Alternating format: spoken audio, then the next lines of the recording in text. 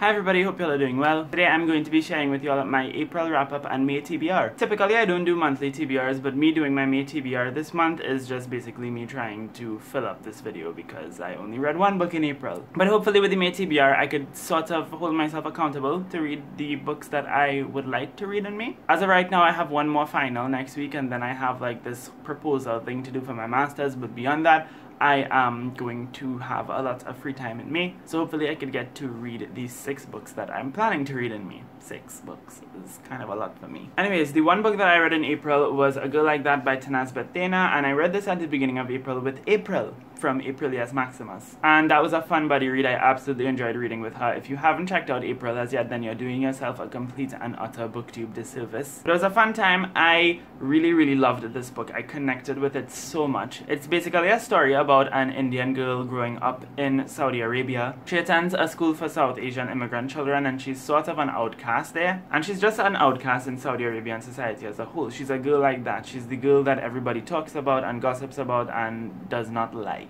In the beginning of this book, we find out that she and her love interest Porus, who also comes from the same part of India that she does, both die in a car accident on a Jeddah highway. We backtrack to a few months before, as well as a few flashbacks from back in India, to analyze the events that lead up to this tragic incident. It's told from the perspective of her, the boyfriend, as well as 2 other people who go to her school. And it's a book that deals with the tensions that come around race and religion and gender and all of these different things. It's packed with so much important and hard-hitting themes in it, and it's such a difficult and infuriating book to read for so many different reasons. It does also feature a lot of sexual assault and domestic violence, so if you are triggered by those things in any way, definitely be a lot more cautious going into this book. And that's pretty much all I have to say. Like, it's a book that I need to like prepare myself to talk about this, and I didn't prepare myself, so I can't really go into detail with all of my thoughts on it. But I will say I have seen a few reviews from people who are from Saudi Arabia, and the consensus seems as if people generally think that the representation in this book is poor. Now, the main character and her boyfriend are not Muslim, but the other 2 main characters are, and they are kind of negative characters, and while reading this I had somewhat of a defensive reaction to it because I couldn't help but think,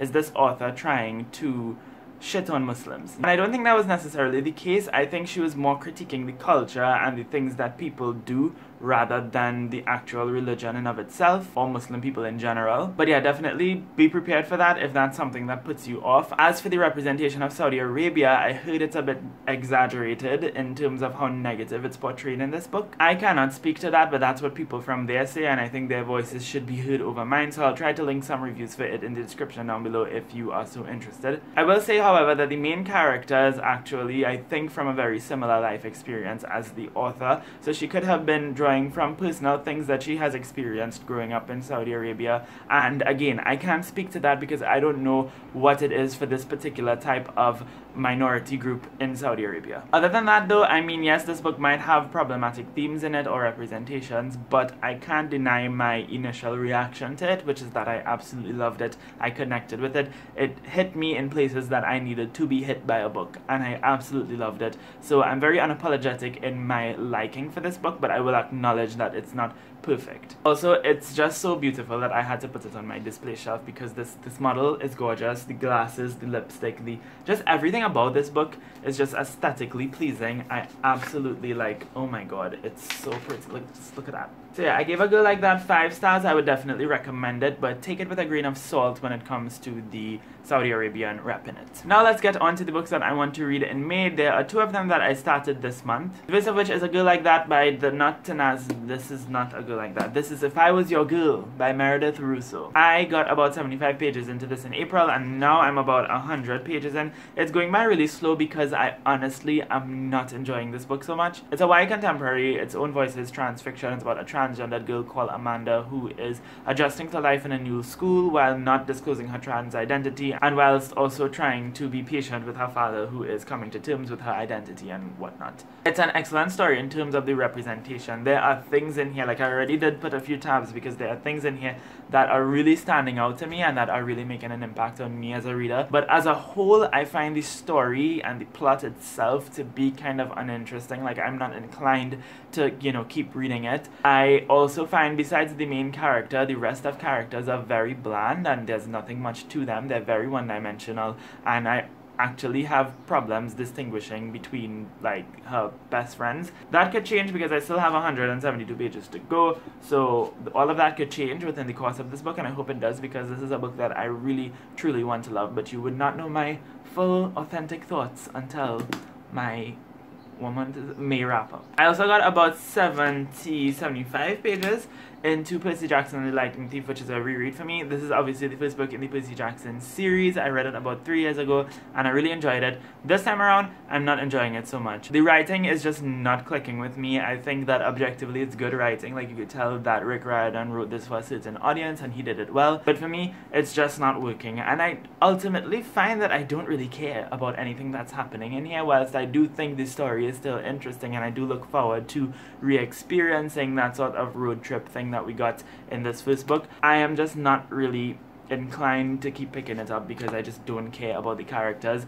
and the writing again is just not really working for me. So I don't anticipate that I'm going to love this so much around the second time, which sucks, because the reason why I'm rereading this is because I actually want to read the rest of the series for the first time, because I only ever read this first book, and now I'm thinking I might probably not do that depending on how I feel about this. So we'll see. Again, I'll let you know in my May wrap up. The next 2 books are actually going to be buddy reads for me, and the first of which is Burial Rites by Hannah Kent, and I am buddy reading this with Adriana from Perpetual Pages. I'm very much looking forward to that one. This is basically a fictionalization of the life of the woman who was the last person to have been sentenced to death in Iceland. That was a lot to say. But I'm really looking forward to it. I heard that the writing in here is orgasmic.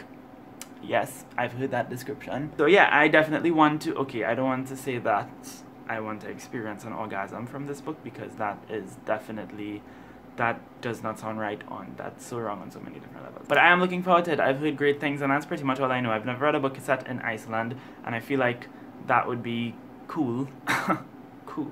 I'm so punny. I think I made the same pun in my Instagram story. Wow, I'm so punny. Next book I'm going to be buddy reading with Dylan from Dylan the Reader 5, and it is The Fault in Our Stars by John Green, which till this day is the only John Green book that I have not read. Having read all of his books and having also seen this movie, I feel as though as if I've read this book. Like, it feels like I read it because I know the entire story, and I also know what the reading experience would be like coming from John Green, since I've read all of his other books. So I don't really anticipate that I'm going to get a lot out of this book, but I'm still looking forward to hopefully giving it a go. It's definitely a very easy read, and I've seen the movie, so it's not like if I'll miss too much from it. Yes, I know the book is different from the movie, blah blah blah blah blah. There's things in the books that are not in the movie, blah blah blah blah blah. I'm sure it's still the same, just either way. Alright, so those are the 4 main books that I definitely want to read in May. There are 2 other books, if I have the time, I would like to get to, ideally. The first of which is So Many Islands, edited by Nicholas Laughlin. I talked about this one in one of my Vocus videos, I will link it up here, but basically this is an anthology of short works, poems, essays, short stories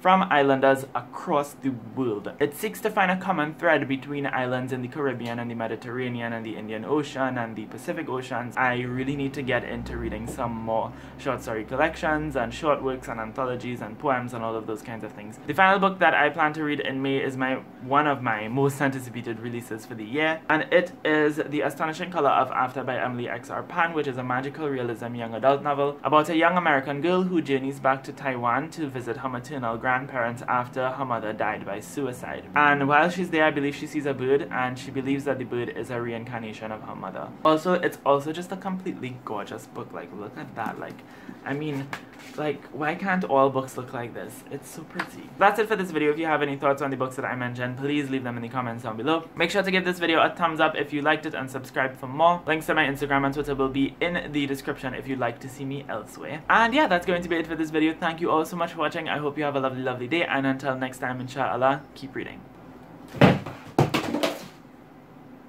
My problematic book fell.